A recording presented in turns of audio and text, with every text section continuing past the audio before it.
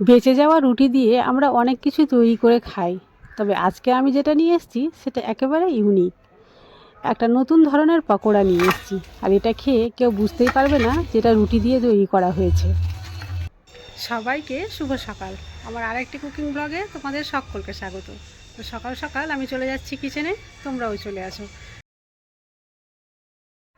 রুটি তো আমরা প্রতিদিনই করি, কেউ দিনে একবার, তো কেউ দুইবার, তো কেউ তিনবার।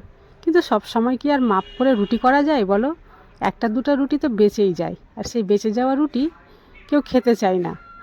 কিন্তু আমি সেই বেঁচে যাওয়া রুটি সকলকে খাইয়ে দিই। কি করে খাওয়াই চলো ভিডিওটা দেখো, তাহলেই বুঝতে পারবে।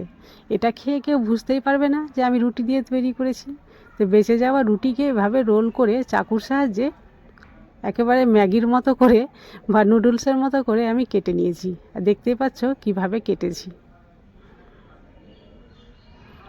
তো এইভাবে ছোট ছোট পিস করে কেটে আমি একটা থালায় উঠিয়ে এটা সাইডে সরিয়ে রেখে দিচ্ছি।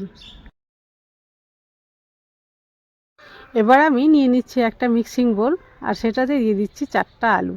তবে আলুগুলো আগে থেকে সেদ্ধ করে রেখেছিলাম, এখন সেদ্ধ করলে ভিডিওটা অনেক লম্বা হয়ে যেত, তাই আগে থেকে সেদ্ধ করে রেখেছি। আর চাকুর সাহায্যে এভাবে একটু ছোটো ছোটো টুকরো করে দিচ্ছি যাতে ম্যাশ করতে সুবিধা হয়। শীতের দিনের আলু বুঝতেই পারছো একেবারে শক্ত হয়ে যাচ্ছে। এবার দিয়ে দিলাম একটা গোটা পেঁয়াজ কুচিয়ে রাখা ছিল যেটা, আর তারপরে দিলাম ধনেপাতা কুচি, কাঁচা লঙ্কা কুচি, স্বাদ মতো লবণ। এবার দিলাম লঙ্কার গুঁড়ো, ধনের গুঁড়ো, জিরের গুঁড়ো, সবশেষে দিলাম চাট মশলা। এবার খুব ভালোভাবে হাত দিয়ে মেখে নিচ্ছি। এখানে চামচের সাহায্যে মাখা যাবে না, কারণ আগেই বলেছি যে শীতের সময় আলু সেদ্ধ করতে না করতে একটু শক্ত হয়ে যায়, তো এটা হাত দিয়ে মাখাটাই বেটার হবে। তো মাখা হয়ে গেছে, এবার আমি সাইডে সরিয়ে রেখে দিলাম। সেখান থেকে পাকোড়ার মতো শেপ দিয়ে এইভাবে লম্বা লম্বা করে আমি তৈরি করে নিচ্ছি। তোমরা তোমাদের পছন্দ অনুযায়ী শেপ দিতে পারো, চ্যাপটা করেও দিতে পারো। তবে এটা শেপ দেওয়ার সময় আমি হাতে একটু সরষের তেল লাগিয়ে নিয়েছিলাম। তেল না লাগালে হাত থেকে আলু ছুটতেই চায় না। তো দেখো এগুলো তৈরি করা হয়ে গেছে, এটাও আমি সাইডে সরিয়ে রাখলাম। এবার একটা পাতলা ব্যাটার বা ঘোল তৈরি করব। তার জন্য এই চামচের 1 চামচ দিলাম ময়দা, আর 1 চামচ দিলাম চালের গুঁড়ো। এটা আতপ চালের গুঁড়ো দিয়েছি। তারপরে দিলাম হলুদ আর লঙ্কার গুঁড়ো, আর অল্প অল্প জল দিয়ে একটা ব্যাটার তৈরি করে নিচ্ছি। ব্যাটারের ঘনত্বটা খুব বেশি পাতলাও হবে না, আর খুব বেশি ঘনও হবে না।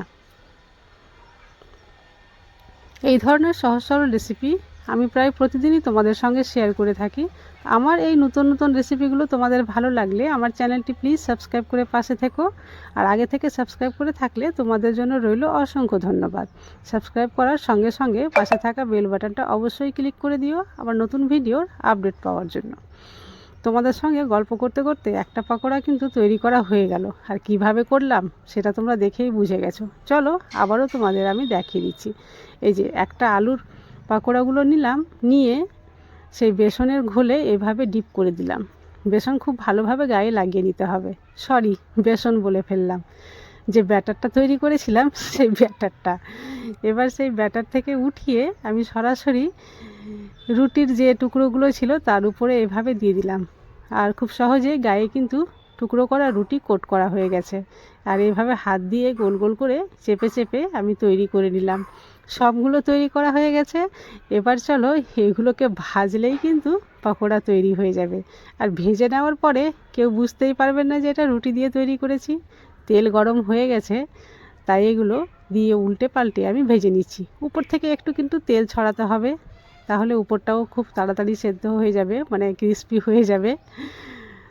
তো চলো গ্যাসের ফ্লেম মিডিয়াম টু লোয়ে রাখতে হবে, তাহলে ভাজা খুব ভালোভাবে হবে না আর কালারটা চলে আসবে।